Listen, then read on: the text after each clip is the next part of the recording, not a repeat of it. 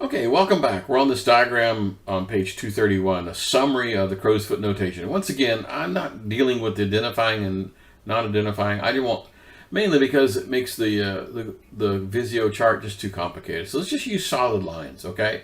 So this particular case, this is A might have a B, but B must have an A, okay?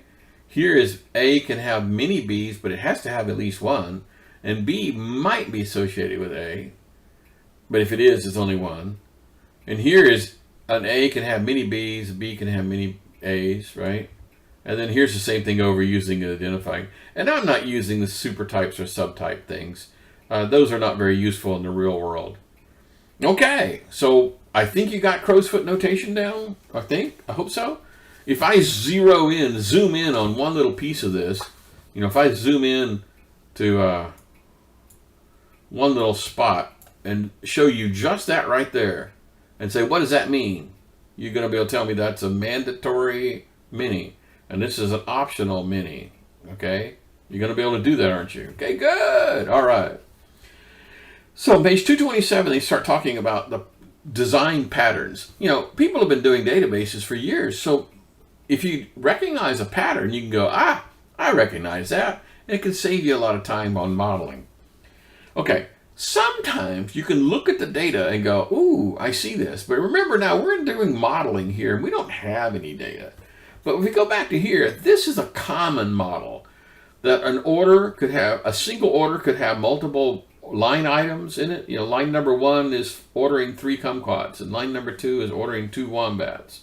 Okay, so single order. So this is a common kind of pattern we need to be able to recognize. All right. So when you're looking at these things, here's what you're supposed to be looking for. I'm trying to find if there's a one-to-one, strong relationship. Well, does it have a standalone identifier? One-to-ones are probably not going to have compound keys, most likely. And it is somehow logically different from the other. So one-to-one, like the badge and the employee, right? A single employee, right, could have exactly, so you're going to have a badge number, right? Kind of makes sense. And so the example here is, I kind of like, and it's kind of weird, is lockers, okay? Now, this one, you're going to have to put your thinking cap on. So here I am at like a gym membership.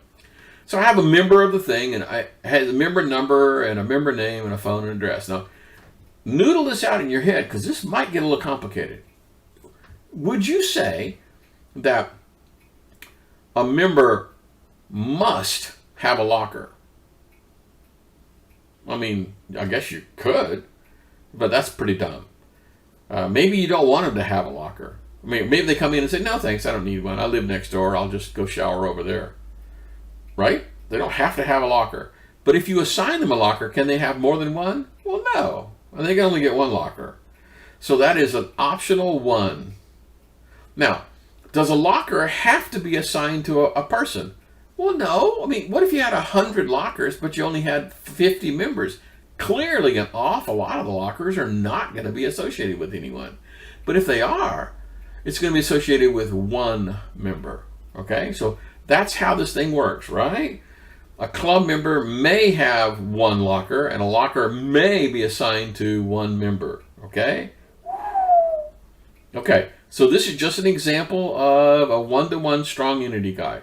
Now, whenever you do a one-to-one, you're going to have to add a foreign key, but we're not doing that today because I don't have any way of connecting those things together. I'm either going to have to add a foreign key to the club or add a foreign key to the locker, but that's for another day. Okay, so finding one-to-many strong relationships. Here's another one.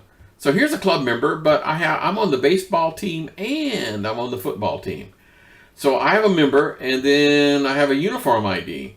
So a club member I don't have to be playing on the team, do I? But if I did, I could be playing on more than one team. I could be on the baseball team and the football team and the basketball team, right? So optional mini, that makes sense. But a single ID, a single uniform, can only be assigned to one club member. That makes sense? But can I have uniforms still in the closet, not assigned to anybody? Yes, I can. All right, you guys see how this works, right? So this is a one-to-many optional. Okay? This is making plenty of sense, isn't it? Nod your head. Okay, good. So here's another one. So here's a company that provides parts. So one company is probably going to provide multiple parts, like, I don't know, nuts and bolts and wires and, screws and hammers and tools. And then a particular part, like this one particular type of bolt, could be supplied by multiple vendors. So this is a many-to-many relationship. One part can be provided by many vendors, and a single vendor can provide multiple parts. Okay, so let's start over. Does a company have to have a part? Again, that's subjective. Personally, I would say, why do I even have you on the books if you're not providing me anything? But this, again, that's the whole point of modeling.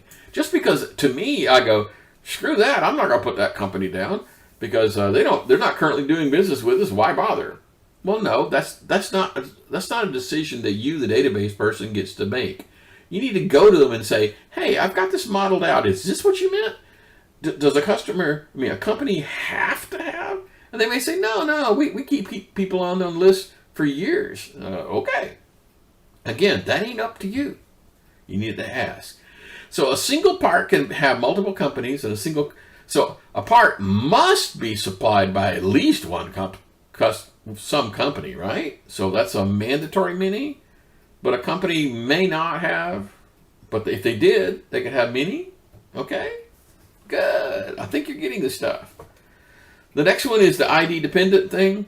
Like here is that basically this is that detail summary kind of a thing. Like I have a company in a city and and then I have multiple phone numbers. So a single company can have multiple numbers. This is no different than that Visio chart where I have an order and multiple line numbers. Same concept. This is the order detail kind of thing. Is that making sense? Okay. All right.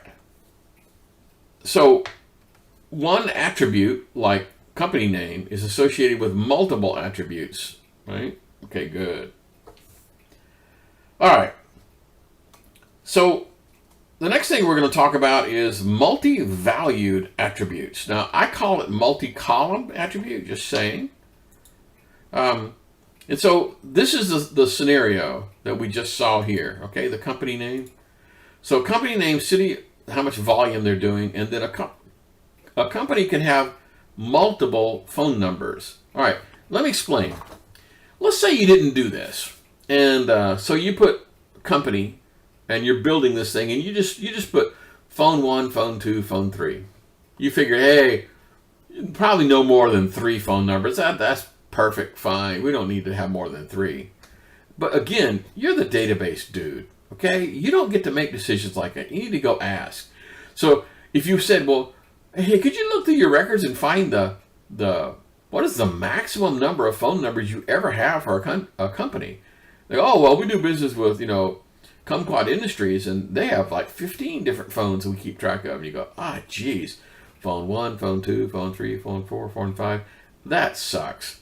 So instead of putting it all in one table, you break it out into a separate table. So this is called the multi-column problem. I don't know how many phones to have. Another example is, let's say you're doing an insurance thing, and so you have the customer's name, and then you list all the children. Well, how many children do you have? Are you going to design the database so you can only have 15 children, and that's it? And I'm sorry if you got 16, you just can't have any more kids after that? Probably after 15 kids, you're probably pretty tired. But that ain't the point. Again, it's not your decision. So you need to make this thing flexible enough so they can have as many phones as they want, and heaven forbid, as many children as they want. This is the whole technique. I call this the multi-column problem.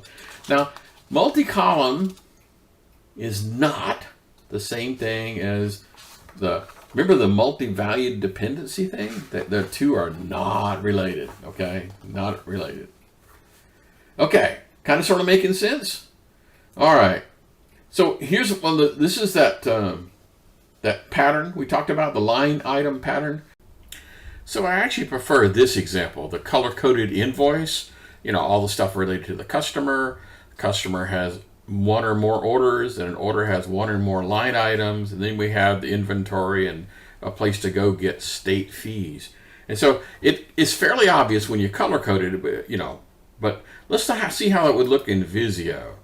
So a customer could have one or more orders, but an order must have a customer.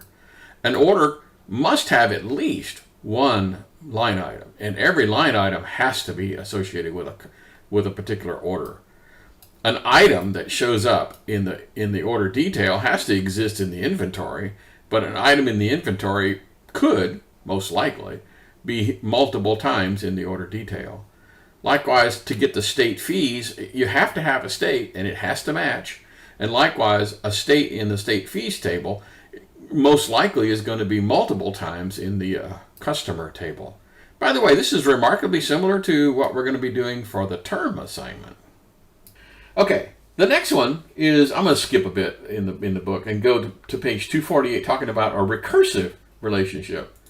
So, anytime you have a pyramid, like an organizational chart or something like that, you need to have a scenario where who is Arthur's boss? Well, John. Who is John's boss? Sarah. And this is a recursive relationship. So anytime you have a tree structure or a pyramid structure, you're going to have a recursive relationship. So here's what it's going to look like in modeling. You're going to have an employee and a bunch of other stuff, and then one of the employees could, not all of them, obviously, not every single one of them is a supervisor, but one employee could manage multiple employees. Okay? Now, just to make sure you understand this, this is a degree of 1. Remember what degree is? Of course you do, because you were paying attention. This is a 1-to-many, optional, although I would think optional mandatory. That's just me. In other words, an employee doesn't have to manage anyone, but if they did, they have to manage more than one, wouldn't you think? So I kind of disagree with their little diagram here. But hey, again, I'm the database guy. I don't get to decide that. You have to go ask. That's the whole point of modeling. Hey, how many times have I said that?